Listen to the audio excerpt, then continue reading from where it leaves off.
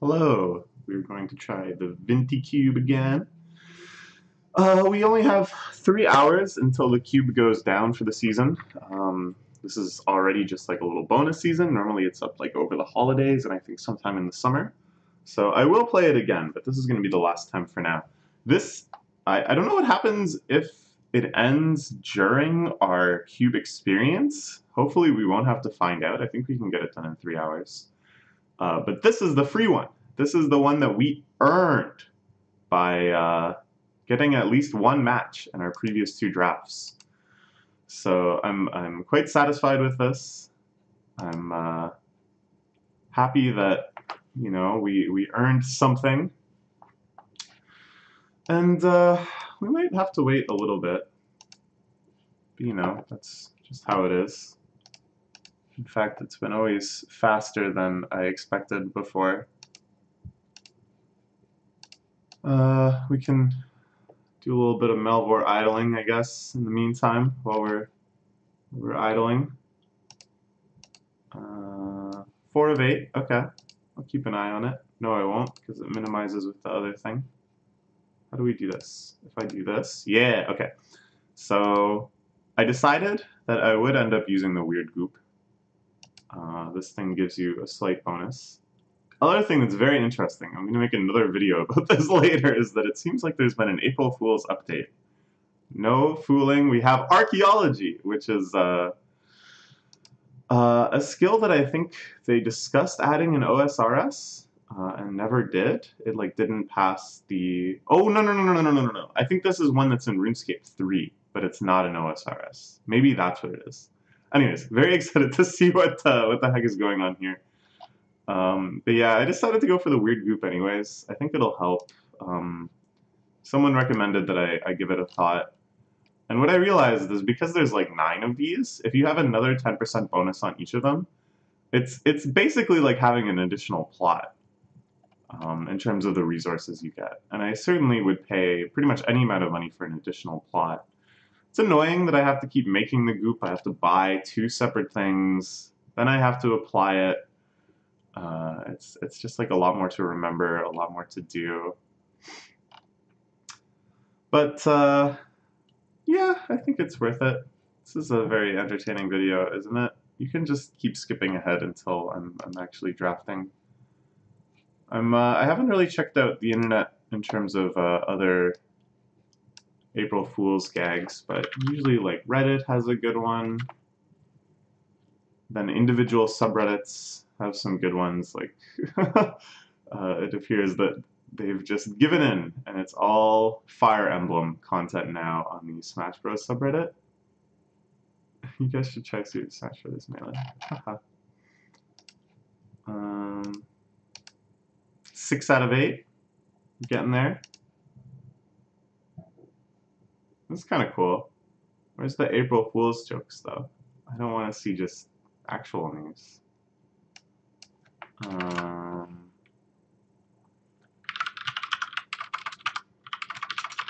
Whoa. Oh, it's time. It's the... Oh my god!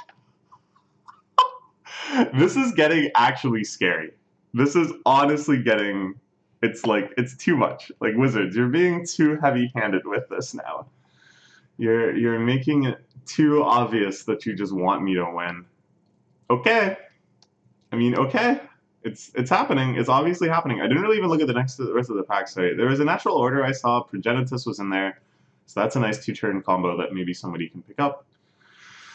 I don't really remember what else is in there. My mind was just full of Lotus, but I certainly should have taken a look, because you got to start thinking, there's so many different layers of thinking in drafts. Level 0 is just like, I will take the card that's best for my deck.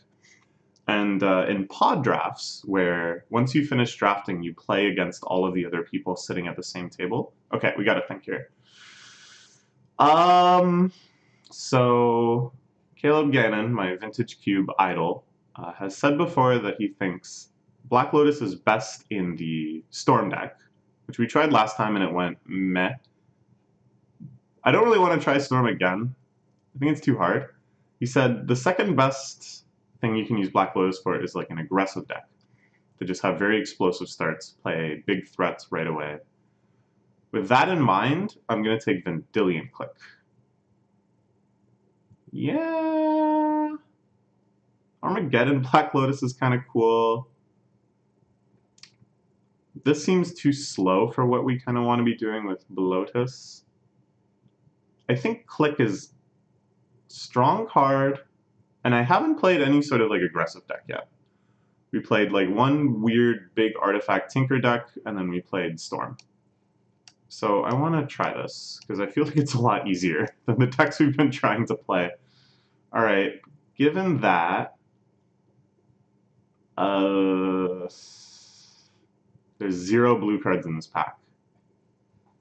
There was at most 2 blue cards in this pack, so I don't feel too much like we're being signaled that blue is over. But it does seem like somebody might be cutting blue. If we're going aggressive, Fiery Confluence is pretty good. It just does 6 to their face, and it can destroy a lot of artifacts. It's a little expensive, I guess, for an aggressive deck.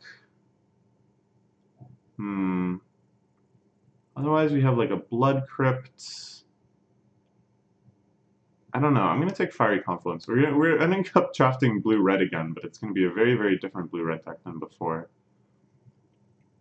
Soulfire Grandmaster, in case we get Time Walk again. Jeez, I don't know. I don't really like this too much. I don't think that seems all that strong to me. Could take Hollowed Fountain. Let's take Hollowed Fountain and see what good cards we find. Can take Scrubland. White has literally been open every single time I've tried to play MTG. Vintage Cube. Thalia is probably more important. We'll just play blue-white aggro. Maybe with red. Maybe not. Scrubland, I don't know. I don't necessarily think we're going to play black.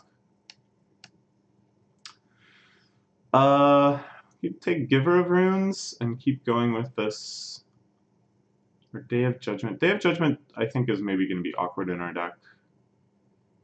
Savannah opens us up to green more. We don't need to play Click. Let's take Giver of Runes. I think that's a good card. Here we can take Sacred Foundry as a consideration. Monetary Swiftspear, I guess if we already had Sacred Foundry would be nice. My mouth's a little dry. I just woke up a bit ago. I think Gideon Blackblade is where we want to be. We take Sphinx's Rev. Kind of fun with Black Lotus. Take Hollowed Spirit Keeper. Pretty impactful, damaging card. So I guess this is kind of where we pick the tempo of our deck. Slow or fast? I think I want to go fast. Man, white is just always so open. Marsh Flats will turn into blue. I don't know if we care to be black at all. I think we pick up Containment Priest. Because it's like an okay body. It hoses some decks super hard. Along these lines, we can pick up Recruiter or Armageddon. I kind of want to try Armageddon. I feel like this could be a good Armageddon deck. We just get something down really early. We can like Blotus something out. And then surprise, looks like only one of us is playing lands. Leonin Relic Order seems okay. Again, just these kind of hate bears. Maybe I should have taken Recruiter of the Guard. I don't know. Is this a good deck for Spear of Heliod? Actually, maybe. Oh, I don't know. I've never seen anyone take this card. Enlightened Tutor can grab Spear of Heliod. I guess. I don't think this is a bizarre deck, but we'll take it. Maybe it's a Maze of Ith deck in the really creature-y matchups. I don't think we're playing this. We might not even be playing this. We could just be Black Lotus, white aggro. that has like a nice ring to it, doesn't it? Black Lotus, white aggro. It's like Crouching Tiger, Hidden Dragon. Okay, so you can take Honor of the Pure. Seems pretty brutal. I think that'll come around though. Gideon Jura is a good top end. This is just like a very strong creature. Stoneforge Mystic, I don't think so. This isn't even an equipment. It just sits there. Nobody holds it. I think I'd rather have Gideon Jura than Honor of the Pure. So I should just take this higher. Plus, I think this is more likely to come around. Here we can take... Kitchen Finks is kind of nice. Banishing Light is good removal for everything. This is like big Banishing Light on a body. A little alliterative there. I think I'd rather have Banishing Light. I just want to be like really interactive. I feel like I have an answer for everything. And then at some point we just win the game. I like this Elspeth a lot. I think this Elspeth is pretty cool. We can just make a bunch of blockers, get in for a lot of damage. I'd rather have that than Baneslayer. It just does more stuff. It's a win condition all on its own. I guess Baneslayer is too, but I don't know. This seems like it has more utility. Tithe Taker? Just be ultimate hate bears. I kind of like it. White is just so open that we could try taking, like... I don't think this is a good Tangle Wire deck. We want to just be swinging in before they can draw too many cards. I think this is too slow, and there's no way in hell we're playing the activation. If we're still trying to be a second color, Patrat is a good card. Ultimate Price is good removal. I'm gonna just take... Well, it's like, what are we gonna wheel from this pack then? I'm gonna take Tidehollow Sculler. Maybe? I don't know. That was probably not right. I feel quite strongly that we're gonna get Tithe Taker back though. Here I'm gonna take Blade Splicer because that's just a solid creature. Kind of want to take Colonnade just because it's a good win con on its own, and we do have we have Vendilion Click. I think that's more important than either of the other utility lands, and Aeona, I don't think we're getting there. Even off Black Lotus, I'd be surprised if we're casting Aeona. For casting Aeona means something's gone wrong. Condemn is nice. Big early game plays. We got our big O-Ring Angel. Oh, that's a different Angel, sorry. We did get Honor of the Pure, as I expected. Here we got Kitchen Finks. I like that card a lot. We also got Baneslayer. Yeah, we're just getting every single card we could want. Because white is just always open. Nobody wants to play white. I don't think white is that weak. I don't know. This seems unnecessary at this time. I still want to run Colonnade, just because it's, I think, the strongest of the man lands. So Colonnade is basically over here. This curve is, like, kind of suspect. It looks okay. When you think that through the magic of Bloatus you can just start here or here, then it starts looking pretty nice. Like, we can play turn 2 Baneslayer quite easily with Lotus. We can play tier 2 Gideon. All sorts of crazy things can happen. I guess we can pick up Jace in case we have a very strong reason to go blue. We already have 2 fixing duels for it and a couple good cards already. Disenchant, okay. Probably in the sideboard. Nobody's taking Storm. Probably should have just forced Storm. Because, as I said, Black Lotus is insane in Storm. Here we can take... LED does nothing for us. A lot of cards and colors we don't necessarily care to be. Mystical Tutor can not really grab anything that exciting for us. Unexpectedly Absent is kind of nice. It's just really all... I think I'd rather take this. I'm pretty sure this will wheel. Like, this is kind of a nice card, because it ramps you. But this is just really solid removal. so I think it's worth taking. We got Mother of Runes as well. Probably Ravages of War will come around if we want to play it. We could take Teferi and splash blue some more. I'm going to take Mom. Hero of Bladehold, that's nice top end. Imagine playing this turn 1 off Lotus. How are they going to win? Well, they probably just have, like, Path to Exile or something. Actually, no, they don't, because nobody ever drafts white. I think this is what we want. Mox... we could take Mox Diamond and hope to wheel this. I think that's worth doing. Because we already have so many good things at that level. Selfless Spirit is nice. Silverblade Paladin is actually pretty cool in this deck because we have a lot of stuff that can come in and pair with it. I think that's worth trying.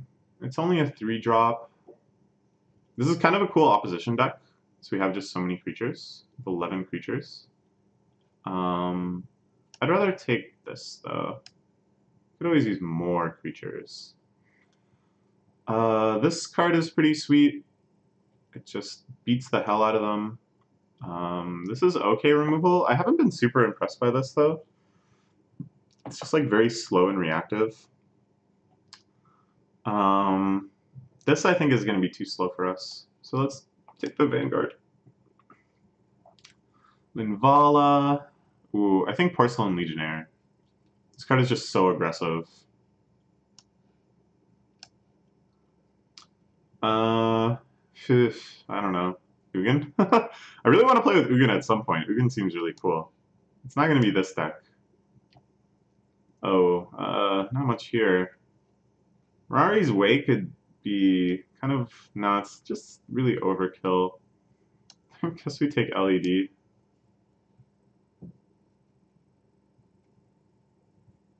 It's like, the hate drafting, I was going to say earlier, like, in the pod format where you end up playing against all these people, there's like an entirely different meta where it's all about stealing cards that you know will be useful in other decks that you see are being drafted. Hate drafting, as you will. Which is really interesting and adds another layer of complexity to the game. But I kind of like league drafting because it thus leads to stronger decks overall. Like when I took LED there, I knew at this point nobody is drafting Storm, nobody is drafting the deck that wants this. And I felt good about that. I was like, okay, well then I'll leave these other cards for... Because the odds of me playing against these people is pretty low. So it doesn't really matter either way if I nerf their decks or if I do what I can to give them the strongest form they can be. I'll pick up Ravages of War. This is actually looking pretty good, I think. We get ahead of them. We're just playing all of these creatures. They're like, okay, but we got the late game. You know, you only have like a 3-turn clock. So 3 turns later, I'm gonna play something scary. Hey, surprise! No, you're not. No, you're not though. But you're not though. But we blew up all the lands though. How are you gonna play those cards? I'm also excited because this deck looks... Yeah, there she is. There's my girl. This deck also looks 300 times easier than the other decks we played. I literally am just going to play the most expensive card in my hand over and over and over again. And ideally, just, you know, at some point the game is won. Kind of thinking less like Colonnade is necessary. Just having a tap land is kind of awkward. And at this point, I'd be surprised if we're pulled into blue. Something on the order of time walk again. If our drafts go Black Lotus first draft, Time Walk second draft, third draft both Time Walk and Black Lotus, I'm gonna be pretty happy. If there was like Ancestral Recall, I'd go into blue. That's about it though. I'm not sure what else would make me play blue at this point. The mono white deck is just so open. I think our curve looks pretty good. More 1-turn plays would be nice. Nobody's drafting Reanimator either. More turn 1 plays would be nice. But we have Mox Diamond, which is super cool too. So we can play a lot of these guys turn 1. Turn 1 Procyon Legionnaire. Oh my god. What do you even do? Ooh, we got Bird Angel. I feel like this is not going to be fast enough. Like, I'd much rather play this, which swings for 7 the next turn, whereas this will swing for at most 4 the next turn. Just self-contained. Of course, the board state makes it more complicated, but I think Hero is more complicated. Ooh, that's a cool card. Hero is more complicated in the way is complicated in a way that like the rest of the deck benefits, like Honor of the Pure, Hero of Bladehold. Ooh, Gideon Emblem. Wait, no, that's a different Gideon. Elspeth is nice with Hero of Bladehold too. You get all these different knights and they all have Battle Cry. Okay. That was the last pack. For some reason I thought there was another pack. Alright. Black Lotus will count as a land. The Mox Diamond we will not count as a land. How many lands do I think I want in this deck? 13 seems low, but probably 14 or 15 is okay. Let's maybe do 15. Okay, so what do we like the least here? Number of creature cards in your graveyard. That seems pretty cool. It helps us recover from board wipes and stuff. Because this, if everything dies simultaneously, does this look at the other cards that's dying? Like, if everything dies at once, 5 things die at once, do I get 5 more birds? Or does it not see at that stage?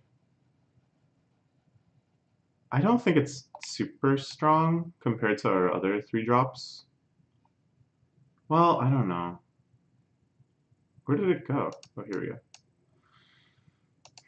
It has Vigilance, that's kind of nice. This is really just a 2-drop. Spear of Heliod, I kind of like. Just these Anthem effects are pretty cool. And this is like a good, well, it's not a good, but it is a removal. In terms of removal, we just have Condemn. We have all these Hate Bears. I kind of like main decking them though, because then we can just kind of like get them. Like, Containment Priest shuts down a lot of stuff. We didn't get Tithe Taker again, which is surprising. Who took Tithe Taker? Who took Tithe Taker? We probably don't need both Armageddon and Ravages of War, but at the same time I kind of want both of Armageddon and Ravages of War. We could just play 14 lands, including Black Lotus. Black Lotus is like a crazy super land. And we have Mox Diamond, which accelerates us a little more. But with Mox Diamond, I want more lands. Okay, there must be something. Do we need both Giver and Mother of Runes? I kind of think so, because these just win you the game so often. Where it's like, I want to swing one more time, but they actually have defenders up. Just kidding. No. We can actually check this out. If we're up against like a double color deck, which we likely will be, because most decks in Vintage Cube are multicolor, I'm pretty sure. It's like, oh no, they have blue and black blockers. Just kidding. Protection from blue and protection from black. Swinging with Gideon. I like that. Angel of Invention. Again, these Anthem effects just seem so useful. Damn, we have a lot of strong cards. Maybe Kitchen Finks is not worth it. It's actually, it's not that aggressive, really. Yeah, let's cut the Finks. Ah, I love Kitchen Finks, though. Just the name. So cute. Okay, add basics. Yep, that seems right.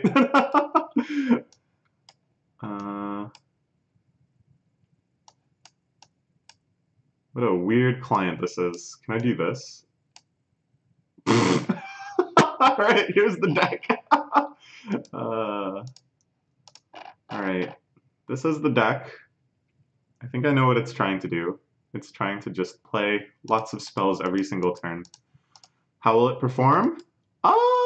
I'm actually feeling more confident about this one than any of our previous decks. Even though I think our previous decks were more powerful, they had like a higher power ceiling. This one certainly has a much higher power floor. So I'm all about that. It's like, what's the worst that can happen? Yes, we want to play first. Oh, I should have taken this out! What in the hell am I thinking? We already have Honor of the Pure in our hand. Oh. Oh. Well, I still think this is an okay hand. Is it? Actually, I'm pretty sure we can do better. Like, this is basically a dead card because I forgot to take it out. I think I've done that with every single deck. I've left a card in that oh my gosh, I gotta, because it was a 1-drop and I'm like, well, I want all my 1-drops. I'm not even gonna look at them because I want them so badly. This is super awkward. Mox Diamond with 1 land. But we can turn 1, no we can't, because we have Mox Diamond with 1 land. Jeez. But we have Condemn. We just have all, oh my god, I'm actually gonna mull again. Okay, I like this. Don't need Ravages of War. This is, oh god. Turn 1 Mom is quite nice though, and we should be able to get to Elspeth. But this is bad. I probably should have just kept the first hand. Because that had creatures, that had Honor of the Pure. It's just that the creature was kind of mediocre. It's only good if you had la la la la la la la if you're going up against an artifact deck. I meant to drink some tea before these actually started playing between the draft. Okay. That's a little spooky. Blade Splicer, I like that. We'll get in for... Wait, how does Exalted work again? Attacks alone. Okay, so we might as well get in for 1 then. Swing with Mommy.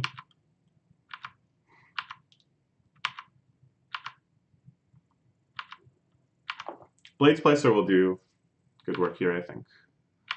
They're blue-green. Blue-green. Swing back. I like that. No 3-drop. Take 1. All right. Nice. Play Blade Splicer.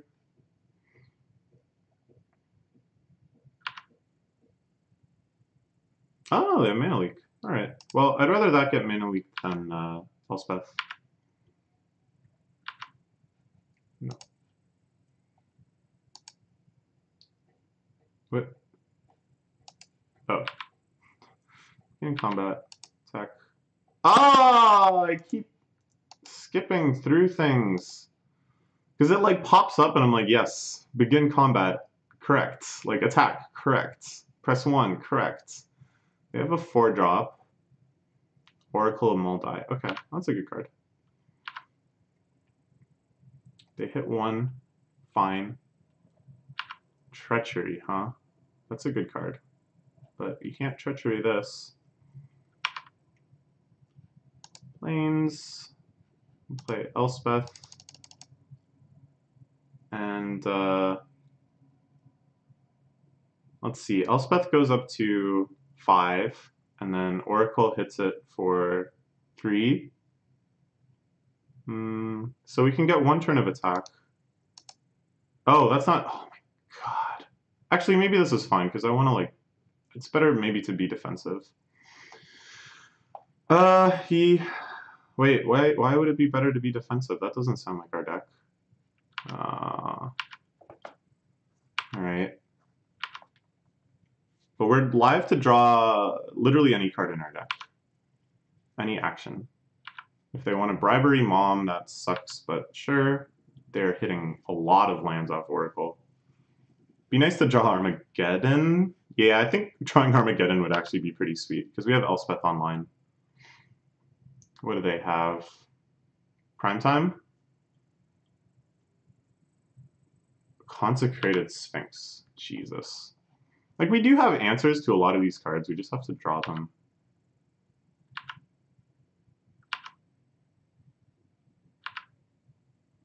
Hero of Bladehold. That's okay.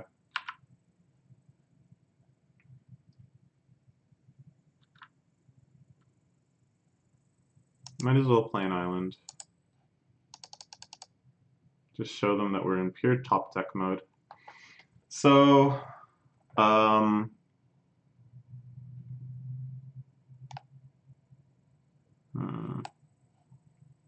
guess we just make another soldier. Because right now, Consecrated Sphinx is going to hit for 4, presumably to Elspeth. Yeah, we'll just make another soldier. We have to draw an answer soon, but like,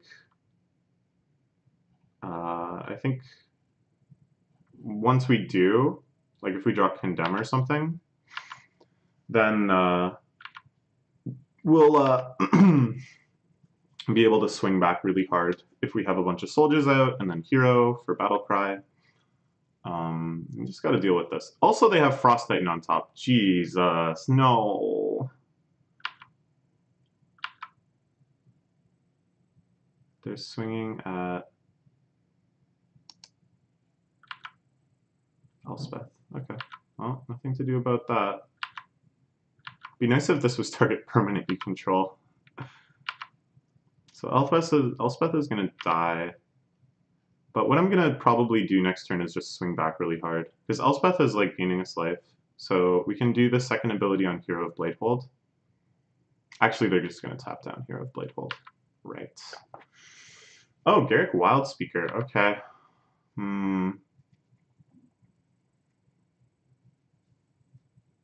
Garrick untaps lands. Alright. They still could play Carnage Titan. Okay. Well, the big swing out plan is looking less useful. Great. Great! Why am I so bad at noticing what cards are in my deck? Is this useful? Can get Spear of Heliod. And that gives us a way to kill whatever is killing us. But they still have Frost Titan, they can just tap it down whenever. God damn it.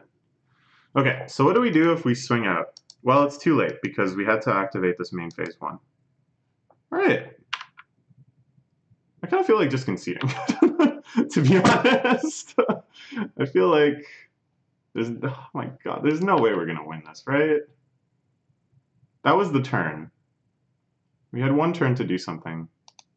Yeah, let's just concede. I honestly think it's the right thing to do right now, because they haven't seen any of our removal, because we haven't drawn any of it. Not that there's a ton. And this just has tilted me beyond belief. Alright. Out, out, out, out. And let's bring back in Kitchen Finks, I guess. God. Didn't really see any targets for that. That's still too slow. This still seems too kind of reactive. Alright. We mulled to 5, and a lot of bad things happened. Like, forgetting to activate Elspeth was bad. Having this card screw up 2 of our hands is bad. Go away, go away, go away, go away, go away. It literally has happened every draft that I just leave some card in for no reason and then it gives us trouble. Maybe Maze of Ith is good. Well, it's too late now. Is Maze of Ith good in this matchup? Yes. This is good. Alright, this is the sort of start we wanted. This is hella the start we wanted. Okay, play Mox Diamond. Discard a land. Play a land. Play Porcelain Legionnaire.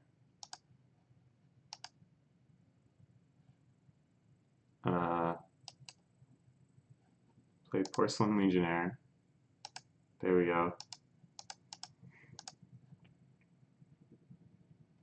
All right. There we go. What do you think of that then? That's what we were trying to do. Now it would be nice if we drew 2 lands back to back, which isn't the most inconceivable thing. That's pretty cool. So I guess we might as well play Selfless Spirit first, just in case they have some crazy thing for our Legionnaire. Let's not skip through combat. I skipped through combat once too. Not that it would probably make a big difference, but you know, it's just frustrating to keep making errors. Just keep making execution errors. So next turn we'll hit for 5, all things being equal. Fauna Shaman, okay, well that's quite scary, but it's not blocking either of these. Come on, land. Okay, Unexpectedly Absent is pretty nice. We can't cast it yet though. Oh yeah, we can. We can put Fauna Shaman on top. That actually slows them down so much that I almost just want to do it. Well, let's attack, because maybe for some reason they'll just trade off. See, here's the thing. I'm trying to advance through begin combat, but only they have a step through begin combat, or a stop. So when I hit what I think is the begin combat skip, I actually advance through my attack phase. Wow, okay. They sacked the Fauna Shaman. Then I'm super glad I did not Unexpectedly Absent it. Oh, they don't. Oh, they do. All right. I'm totally fine with that. They still take 2. And that means they have something even scarier in their hand that we can Unexpectedly Absent and get in for 5. Just the longer they wait before playing something. Noble Hierarch, fine.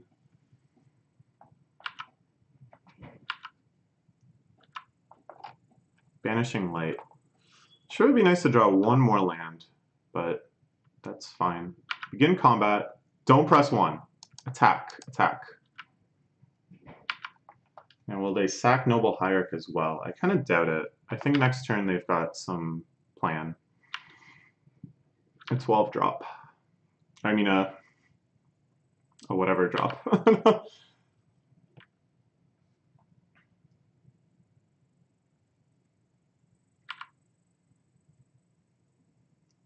4 drop. Yes, there we go. Oracle of Moldai. I think I'll absent that.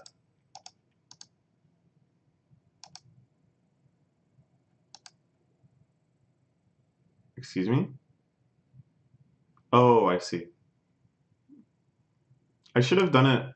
Is there a time I could have done it so they didn't cast the land? Maybe?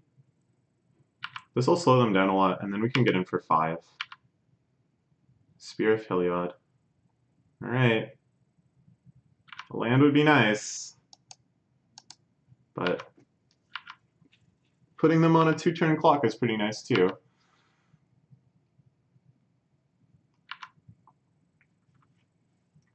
Still have Selfless Spirit activation as well. So I'm feeling pretty good about this.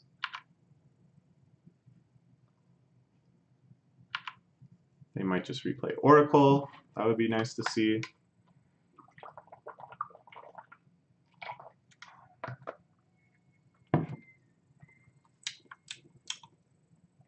Sorry, those noises are probably extremely disgusting. I just, my throat is so dry. Treachery on Porcelain Legionnaire. Well, that's annoying.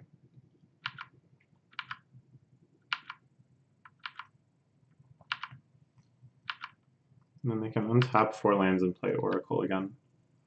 If we just draw 1 friggin' land, it doesn't matter. We can Banishing Light Treachery, and all is well. It's still kind of awkward, even if we do that, because Porcelain Legionnaire won't be untapped.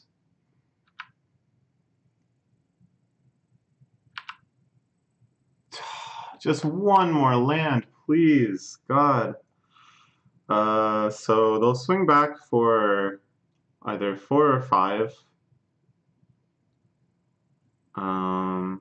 That's fine. We're just gonna race them, I guess.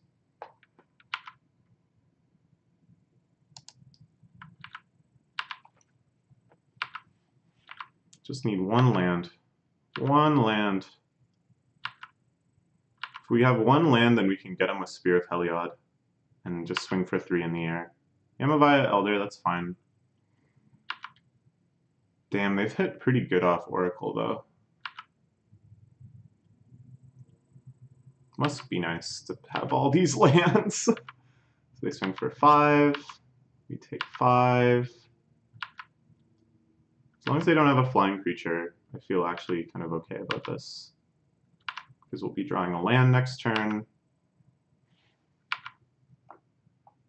We'll be drawing a land next turn. What do they have? Please not be Frost Titan. Oh, fuck you. That was, I think this is the one card that'll get us even if we draw a land. Yeah.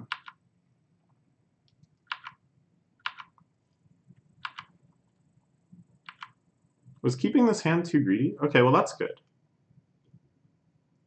Now they can't ever fully swing out, I guess.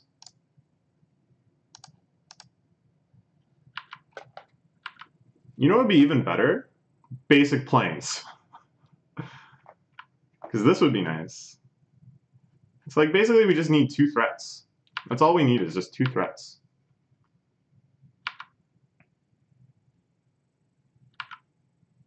What will they do? Swing for... They gotta keep at least something back on defense.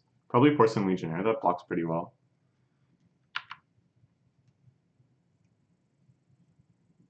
Literally, I can't believe this. This is just so sad. One more land. One more land could make all the difference. One more land, we just Banishing Life Frost Titan. They have us dead in...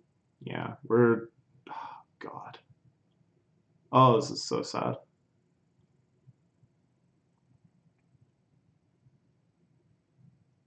Yeah, Magic can be pretty tilting.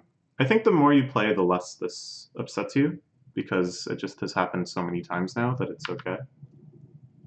But in this situation, I feel pretty annoyed.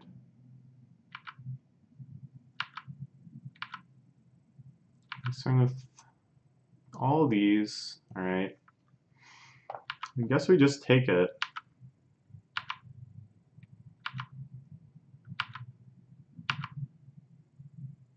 I mean, we have to. There's no blockers.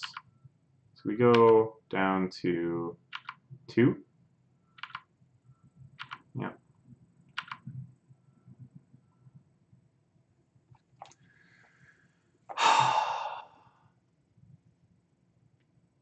What do they have? Yamavaya Elder. Okay. So we actually win. I think my opponent isn't playing this perfectly. I think it's better to keep the Frost Titan tapped down and just have a blocker for Vanguard. Search for Tomorrow. Like, why are you doing this? Like, why not have a blocker back? Like, don't you see that, like, crazy things could happen? Literally, if we draw a land, then we win. Literally just draw fucking... literally, draw a land and we win. Right? Because we play this. This swings for 3. Literally, if we drew one land this entire time, we would have won. All right.